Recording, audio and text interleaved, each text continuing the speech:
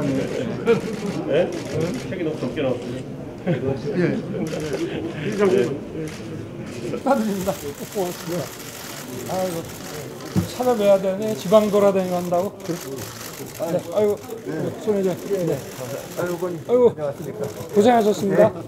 아이고 반갑습니다. 예. 저희 만든 사람입니다. 아, 예. 앉으시죠. 네네.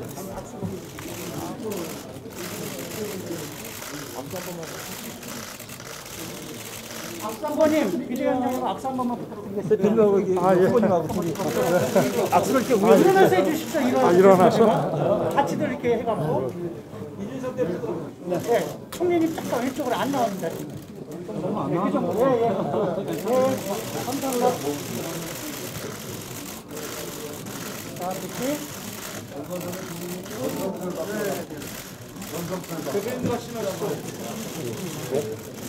자, 감사합니다. 앞에 나오셔서 발표하실 때만 이제 마스크를 벗으시고 말씀을 해주시면 감사드리겠습니다. 이제 행사를 오늘 만화 출판기념이 앞으로 올 3월 9일에 대통령 선거를 앞두고서 매우 바쁘실 텐데도 불구하고 국민의힘 대통령 후보이신 윤석열 후보님과 새물결의 김동연 후보님께 무엇보다도 감사의 말씀을 드립니다. 그리고 또한 여기 지금 당무에 굉장히 바쁘실 분에 참석해 주신 우리 이준석 대표님께도 감사를 드리고 오늘 여기 참석하신 모든 분들에게 보잘것없는 본인의 이 만화 출판에 참가해 주셔서 감사한 말씀을 전해드립니다. 최근 우리나라에 경사가 하나 있었습니다. 유엔 무역개발회의가 우리나라를 선진국 그룹에 포함한 일입니다. 1964년 이 기구가 생긴 이래 개도국에서 선진국으로 지위가 격상된 국가는 우리 대한민국뿐입니다. 돌아보면 꿈같은 일이라고 생각합니다. 반세기 전 우리나라가 산업화의 첫 삽을 뜨기 시작했을 때 오늘 이런 모습이 배우 있을 줄 상상이나 했었습니까? 목재와 가발이 주요 수출 품목이었던 나라였습니다. 영국 어느 기자가 한국에서 민주주의를 기대하는 것은 쓰레기 댐에서 장미꽃이 피어나길 기다리는 것 같다고 무시하던 나라가 바로 우리나라였습니다. 그런 나라에서 우리는 경제성장을 이루었고 민주적 개헌과 평화적 정권 교체를 이룩하였습니다. 그러나 과연 우리는 선진국인가? 거시지표상으로 그렇게 되었다지만 정치, 경제, 사회, 문화 전반에 걸쳐 온전히 선진국이라 할 수 있는가? 특히 오늘날 청년들의 현실을 보고서 우리 선진국이니까 만족하고 살라고 얘기할 수 있을 것입니다. 부끄럽고 죄송한 일입니다. 회의하고 돌아볼 일입니다. 혹시 우리는 이미 성장의 정점을 지나 내리막길로 가고 있는 것 아닌가 하는 걱정마저 들 때도 많습니다. 출산율, 고용률, 빈곤율, 자살률 등 여러 사회 경제 지표가 그리 희망적이지를 않습니다. 특히 87년 헌법 이후 지금껏 육공화국 정부들을 보면 1990년대까지 만들어 놓은 경제성장의 토대와 과실을 갖고 현상을 유지하면서 약간씩 변형하는 정도에 머물러 있지 다음 세대가 무엇을 중심으로 더욱 번창할 것이며 그것을 위해 지금 우리는 무엇을 준비하고 경제 패러다임을 바꿔야 하는지 그런 과제들에 대한 깊은 고민하는 지도자가 매우 드뭅니다. 문제의 원인은 다양하고 복잡하지만 역시 핵심적 문제는 나라의 방향타를 이끄는 정치적 리더십의 문제라고 생각을 합니다. 해방 이후 지금껏 온전한 대통령이 하나도 없습니다. 민주화 이후로도 그렇습니다. 모든 대통령이 본인과 가족, 친인척 문제로 수모를 겪었고 지금도 전직 대통령 두 사람이 동시에 수용 생활을 하고 있는 형편입니다. 국가적으로도 큰 손실이고 부끄러운 일입니다. 정치가 사회의 역동성을 전혀 따라가지 못하고 있습니다. 권력은 잠시 위임되는 것이지 영원한 것이 절대로 아닙니다. 그럼에도 위임된 권력이 망고불변의 권력일 것처럼 허세를 부리다 국민의 심판을 받고 역사의 뒤안길로 사라진 것이 지난 70년 반복된 대한민국의 정치 역사입니다. 그런 작은 회고의 기록을 영원한 권력은 없다에 담았고 과분하게도 이것이 오늘 다른 콘텐츠로 옷을 갈아입고 더욱 많은 독자들을 만나고 된다고 하니 감회가 매우 새롭습니다.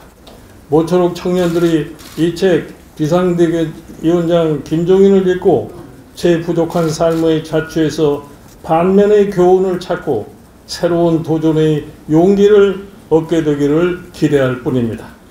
한 사람의 인생이라도 작은 씨앗을 남기는 것이 살아나갈 날이 멀지 않은 자의 보람이라고 생각합니다. 고맙습니다. 제가 자꾸 실언을 한다고 그래서 우리 이렇게 말씀드릴 자료를 써왔는데 그래도 우리 김종인 박사님에 관한 얘기니까 제가 뭐 실언을 좀 해도 뭐 상관없지 않겠나 싶어서 그냥 말씀을 드리겠습니다. 오늘 우리 존경하는 또 우리 이홍구 총장님, 총리님, 정운찬 총리님 이렇게 모시고 이런 자리에서 제가 이 축하의 말씀을 올리게 돼서 무한한 영광으로 생각합니다. 제가 아는 한도 내에서 우리 김종인 박사님에 대해서 말씀을 드리면은 우리나라에 지금 뭐 법조계뿐만이 아니라 정계나 뭐 경제계에도 많은 법조인들이 활동을 하고 있습니다. 그런데 우리나라의 근대 사법제도가 들어온 이래 가장 훌륭하고 존경받는 법조인을 고르라고 한다면은 아마 열이면 열이 다 가인 선생을 다 꼽을 것입니다. 그리고 법관이시던 또 부친께서 좀 일찍 작고하시는 바람에 어린 시절부터 우리 김 박사님께서 조부인 가인 선생 슬하에서 여러 가지를 배우면서 성장을 하셨고 그리고 또 젊은 시절인 60년대에는 독일 뮌스터 대학에서 국가경영학의 하나로서 그 재정학을 공부하셨습니다. 이게 그냥 단순한 뭐 국가 재정의 이런 재무관리 차원이 아니라 국가경영학이라는 차원에서 좀 큰 안목을 가지고 공부를 하셨기 때문에 귀국 후에 서강대학의 교수로 계시면서도 의료보험이라든가 또는 또 좀 무리하게 추진됐던 부가세의 재조정이라든가 또 국민연금 또 87년에 지금 우리가 쓰고 있는 이 바로 헌법을 기초하는데 위원으로 참여하셔서 또 이 경제 민주화 조항도 신설을 하시고 뭐 이루 열거할 수가 없습니다. 그리고 늘 공부하는 학자로서 뿐만이 아니라 또 현실에 관심을 가지고 이런 사회과학을 연구하는 학자가 현실에 자신의 철학과 생각을 실현하기 위해서 끊임없이 노력을 해오셨습니다. 그러다 보니까 진영에 관계없이 어느 정당이나 자기들이 일탈을 하고 궤도에서 벗어나서 당을 정상화시켜야 되겠다고 할 때 늘 우리 김종인 박사를 모셔왔습니다. 그 얘기는 우리 김종인 박사님은 특정 이념이나 진영 또 정파에 갇혀있는 분이 아니라 늘 국민을 생각하는 이 실사구시의 철학으로 무장된 분이기 때문에 다 보수정당이든 진보정당이든 우리 정당이 정상 궤도를 이탈해서 개혁을 해야 되겠다 할 필요가 있을 때 늘 소방수로 모셔왔습니다.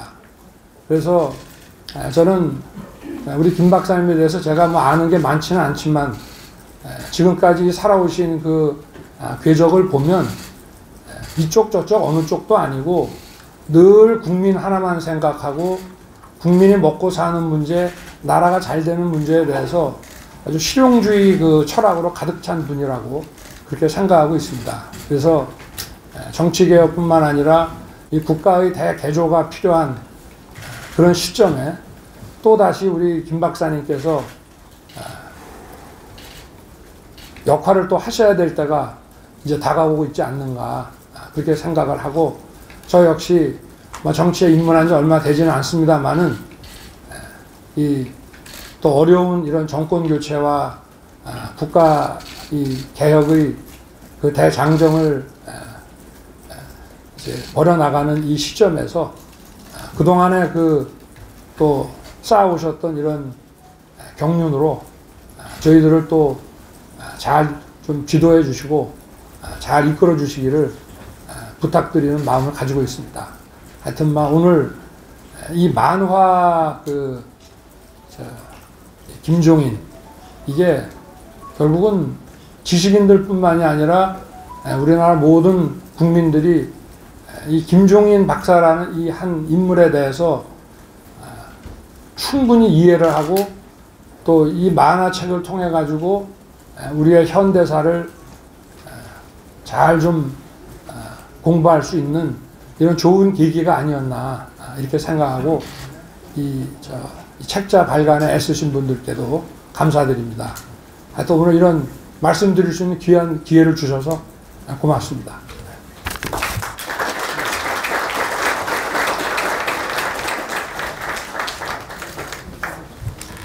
네, 윤석열 국민의힘 대통령 후보님의 축사 말씀이 있으셨습니다. 오늘은 김종인 박사님이 주인공인 날인데 왜 나? 카메라 좀 봐야 되고요. 네, 몇 가지 좀 가볍게 질의응답 진행하도록 하겠습니다. 후보님 오늘 안에서 김종인 위원장이랑 이준석 대표 만났는데 좀 어떤 말씀 나누셨을까요? 글쎄 특별히 대화 나눈 건 없고 글쎄 다른 분들도 많이 계시고 그래서 특별히 대화 오늘 정문에서 위원장님께 좀 도움을 요청드린다고 하셨는데 네. 사실 선대위에 지금 관심이 가장 많이 가는데 김종인 네. 위원장의 선대위원장 얘기도 좀 어떻게 되고 있는지 그거는 우리가 지금 선대위 구성은 잘 진행되고 있으니까 좀만 기다려 보시죠. 네. 주말 사이에 김종인 위원장님과 큰 틀에서 선대위에 좀 합의했다고 하셨는데요. 좀 어떤 부분인 건지요? 선대위 얘기는 이제 그만합시다. 다 되고 있으니까. 네. 다른 질문 혹시 있으십니까? 혹시 오늘 이용호 의원님 오늘 만나신 마포 포럼에서 김무성 전 대표께서 지금 이준석 대표랑 김종인 전 비대위원장이 분열의 정치를 하고 있다고 안철수 대표가 연대를 강조하셨거든요. 그거에 대해서 어떻게 생각하시나요? 그래서 제가 많은 분들이 말씀하시는 거에 대해서 일일이 제 입장이나 이런 게 다 있겠습니까?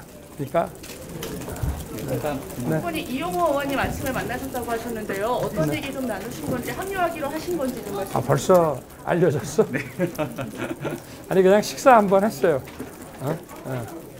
그 전부터 제가 전화도 하고 이렇게 해서 모르는 사이가 아니고 그래서 오늘 아침에 식사 한번 했습니다. 이용호 의원 입장문 내서요. 이제 거취를 원점 재검사하겠다라고 밝혔거든요. 혹시 오늘 만나신 거랑 관련있나요? 지금 아마 민주당 복당 문제를 원점에서 재검토하신다는 그런 말씀 아닌가요? 그런 취지의 얘기는 제가 들었는데 더 구체적인 얘기는 없었습니다. 네. 사무총장 교체 이야기가 계속 나오고 있는데요. 후보님께서 직접 하신 건지 또 이제 생각이 있으시면 언제쯤 발표가 될지요? 조금만 기다려 보십시오. 네. 생각하시는지 네. 사무총장 필요하다고 생각하시는 거예요? 네. 이 정도로 좀 지켜보십시오. 선대위 당내 문제 이 정도로 정리하겠습니다. 어제 페이스북에서 종북대 전면 대검토 올리셨는데 여당에서는 이거 부자 공세이다 이런 식으로 비판하는데 여기에 대해서 한마디 해주시죠. 제가 종부세 문제에 대해서는 TV 토론 때나 늘 그런 입장을 제가 밝혀봤고 여당에서 그런 얘기 할 줄 알고 있습니다만은 하여튼 국민들의 판단을 받으면 되는 거 아니겠습니까? 네. 구체적인 방안이 있으신가요? 구체적인 방안까지 제가 이 자리에서 말씀을 드려야 될지 모르겠습니다. 두 분이 혹시 오늘 최고위 참석을 갑자기 이제 안 하신 게 다소 이준석 대표의 뭐 불화로도 비춰질 수 있는 부분이 있는데 어떻게 좀 말씀 아니 뭐 최고위에 뭐 매번 나가야 되는 것도 아니고 아시다시피 오늘 조찬 약속이 미리 정해져 있었기 때문에 그 최고위에 오늘 나가기 어렵다. 또 끝나면 여기 또 우리 출판 기념회도 와야 되고 해서 미리 다 얘기를 했습니다. 네, 네. 양해를 구한 거고요. 이 네. 정도로 네. 정리를 뭐 특별한 그런 거 없고. 예, 그럼 이 정도로 정리를 하겠습니다. 네. 고맙습니다. 네. 잠깐만요. 그래요? 네. 윤석열 후보가 아까 발언에서 앞으로 좀 도와주셨다 했으면 좋겠다 얘기를 하는데 좀 답변을 해주실 수 있으실까요? 뭐를?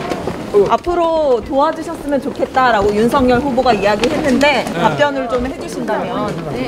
뭐 그렇게 얘기가 되면 뭐 도와줄 수도 있고 그런 거죠. 아이고 다치겠어요. 그만하세요. 안 되겠어요. 선대위 구성에 대해서는 그럼 총괄 선대위원장은 맡으실 계획이 있으신지? 나는 아직 거기에 대해서는 일체 아무것도 몰라요. 오늘 제안 없으신가요? 아니요, 밀지 마세요. 밀지 마세요. 다쳐요. 밀지 마세요. 잠시만, 위원님. 이러면 다칠 것 같아요. 잠시만요. 이러면 다치실 것 같아요. 밀지 마세요. 좀 지켜주세요. 아니 나한테 뭐를 듣고 싶은 거예요. 분명히 얘기를 해. 캠프 언제 합류하시나요? 제일 궁금한 20일에 합류하실 생각이세요? 뭐를? 20일에 합류하실 생각이세요? 20일 네. 나는 그에 대해서 아직은 아무 뭐 시간표도 모르고 내용도 모르고 아무것도 모르고.